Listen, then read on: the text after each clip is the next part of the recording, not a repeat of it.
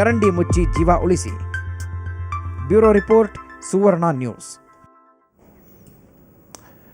ಇಂತಹದ್ದೊಂದು ಚಳುವಳಿ ಮಾಡಲೇಬೇಕಾದಂಥ ಅನಿವಾರ್ಯತೆಗೆ ಇವತ್ತು ಎಲ್ಲರೂ ಸಿಕ್ಕಿರುವಂಥದ್ದು. ಯಾಕೆಂದರೆ ಅಮಾಯಕ ಜೀವಿಗಳು ನಾವು ನಡೆದಾಡುವ ನೆಲಗಳೇ ಬಾಯಿ ತೆರೆದು ಕೂತಿದೆ. ಜವರಾಯ ಅಲ್ಲಿಯೇ ಆಹ್ವಾನವನ್ನು ಕೊಡ್ತಿದ್ದಾನೆ ಅಂದರೆ ಇದಕ್ಕಿಂತ ದುರಂತ, ಇದಕ್ಕಿಂತ ಅವ್ಯವಸ್ಥೆ ಈ ಮಹಾನಗರಿಗೆ ಇನ್ನೊಂದಿದೆಯಾ? ಹಾಗಿದ್ರೆ ಇಲ್ಲಿ ಯಾರದ್ದು ನಿರ್ಲಕ್ಷ್ಯ? ರಾಜ್ಯಸಭಾ ಸದಸ್ಯರಾದಂಥ ರಾಜೀವ್ ಚಂದ್ರಶೇಖರ್ ಅವರು ಹೇಳಿದ್ದಾರೆ, ಈ ನಿರ್ಲಕ್ಷ್ಯ ತೋರುವವರಿಗೆ ಕಠಿಣ ಶಿಕ್ಷೆ ಆಗಬೇಕು ಅನ್ನುವಂಥದ್ದು. ಅವರು ಏನು ಹೇಳಿದ್ದಾರೆ ಕೇಳೋಣ.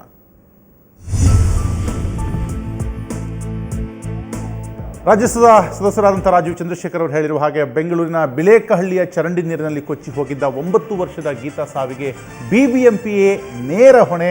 ನಿರ್ಲಕ್ಷ್ಯ ವಹಿಸಿದ ಬಿಬಿಎಂಪಿ ಅಧಿಕಾರಿಗಳ ವಿರುದ್ಧ ನಿರ್ದಾಕ್ಷಿಣ್ಯವಾಗಿ ಕಾನೂನು ಕ್ರಮವನ್ನು ಕೈಗೊಳ್ಳಬೇಕು.